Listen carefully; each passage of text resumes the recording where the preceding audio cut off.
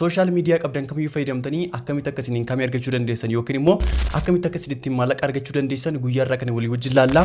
Addumatti xiyyeeffannee guyyaa irraa kana kan nuti wajjin laallu waa'ee YouTube channeliti. YouTube channelii akkamitti akka guddisuu dandeenyu fi view hedduu akkamitti akka nuti argachuu dandeenyu guyyaa irraa kana walii wajjin laallaa. Aan YouTube channelii jalqabee ji'a sadii gidduutti subscribe 57 argadheera. Ji'a isa jalqabaa keessatti subscribe 10,000 akkasumas ji'a sadii gidduutti immoo subscribe 57 argachuu danda'ee jira.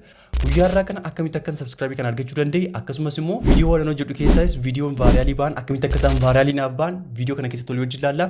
Viidiyoo kana akka dhumaatti daawwachuun hin raffitina. Akka biyya keenya Itoophiyaatti namoonni social media fayyadaman namoota miiliyoona 30. Namoota miiliyoona 30 kana keessaa garuu parsentii 2 qofa social media gubbaarraa income kan argachaa jiru yookiin immoo galii kan argachaa jiru.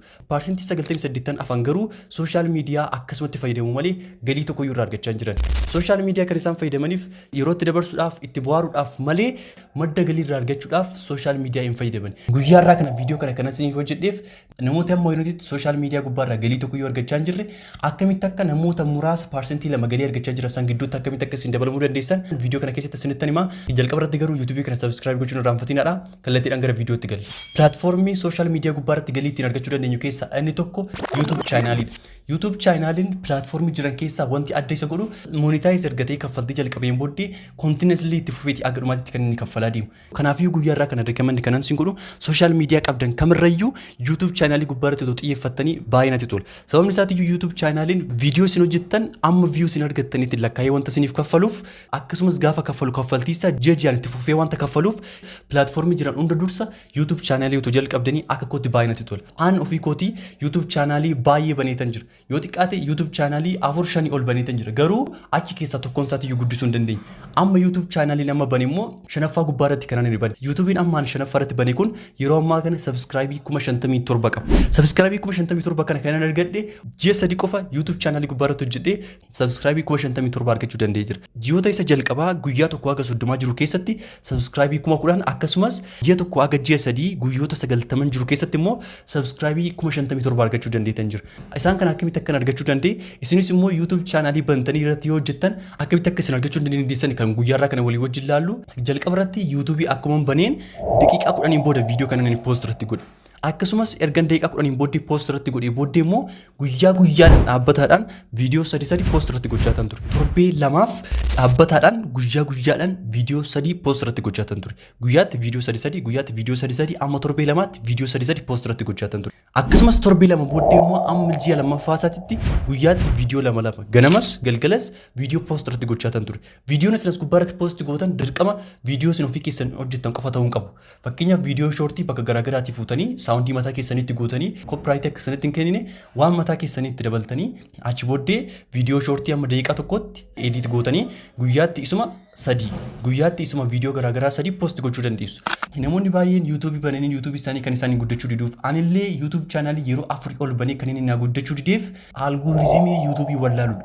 YouTubein viidiyoo vaariyaalii baasuu isaatiin dursa namoota guyyaa guyyaan aktiif ta'anii viidiyoo hojjetan guyyaa guyyaan viidiyoo post godhan viidiyoo isaanii akka vaariyaalii ba'u godhu. Kanaafuu isinis YouTube channel banuu keessaniin dursa guyyaa guyyaadhaan viidiyoo 3 yookiin immoo isaa ol yoo akkam xiqqaate guyyaatti viidiyoo tokko giddu galeessan immoo viidiyoo 2 kana irratti hojjechuu dandeessu yoo ta'e YouTube channel guddisuun baay'ee salphaadha. Kanaafuu jalqaba dursitanii viidiyoo qopheessitu viidiyoo erga qopheessitaniin booddee YouTube channel create gootu YouTube channel erga create gootaniin booddee guyyaatti viidiyoo 3 jalqaba immoo akkuma YouTube bantaniin turtii daqiiqaa 10 gidduutti viidiyoo post gootu achi booddee guyyaatti 3 post gochaa deemtu kanarra viidiyoon keessan akka vaariyaalii isiniif ba'udha. Aan jalqaba irratti viidiyoon hin gallakkise keessaa kan vaariyaalii naaf ba'e viidiyoon jalqabaa miiliyoona 6.4 ittiin argachuu dandeetan jira. Akkasumas viidiyicharraa subscribe 42,000 argachuu dandeetan jira. Subscribe 42,000 kana kan inni argadhe viidiyoo tokkorraa qofa. Gaafan kana isiniin jedhu yoo xiqqaate viidiyoo 10 naannoo viidiyoo 15 waan akkasii gallakkiseetan ture. Achi keessaa viidiyoo tokkichi kan vaariyaalii ba'e viidiyoo vaariyaalii ba'e sanarraa subscribe amma kana kan argachuu danda'e. Achi booddee itti fufee viidiyoo gaafa inni post gochaa dhufu viidiyoon kan biraatirree vaariyaalii naaf ba'e. Viidiyoon lammaffaa irratti vaariyaalii ba'e immoo miiliyoona 2.8 daawwatame. Akkasumas viidiyoon sadaffaa irratti vaariyaalii ba'e miiliyoona 2.2 kan inni daawwatame. Akkasumas viidiyoon kanneen kan biroo immoo 300, 50, 40 isaan kun normaalidha jechuudha. Garuu gaafa viidiyoo achi keessaa fudhee vaariyaalii isiniif baasu namoota baay'ee biraan isiniif gaafa namoota baay'ee bira ga'u immoo subscribe namoonni isin godhan hin jiraatu. YouTubein keessanis akkasitti guddachaa deema.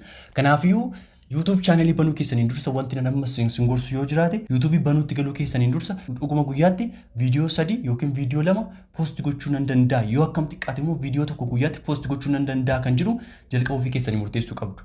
Inni kun guyyaatti viidiyoo tokko yookiin guyyaatti viidiyoo 2 jechuun dirqama miti. Garuu jalqaba YouTube akkuma bantaniin amma ji'a tokkotti akkasitti galleessuu qabdu. YouTube channelin keessan akka active ta'uuf. Maaliif jennaan YouTube channelin keessan active hin taane taanaan viidiyoon vaayiraalii ba'uun jiru subscribe hin argattanii YouTube channelin keessan du'aa deemaa jechuudha. Na akka kana gootanii YouTube channelii keessan guddisuu dandeessu.